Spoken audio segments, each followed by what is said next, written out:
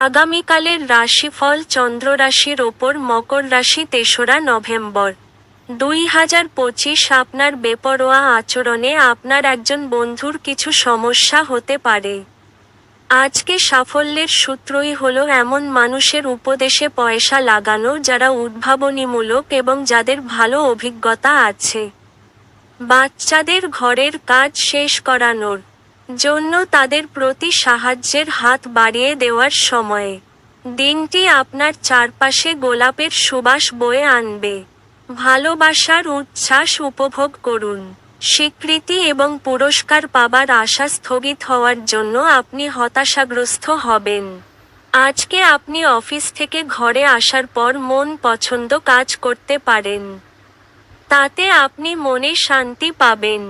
আপনার আজ আপনার স্ত্রীর অবিশ্বাস্য উষ্ণতার সঙ্গে নিজেকে রাজার মতো মনে হবে। আপনার ভাগ্যবান সংখ্যা ৯।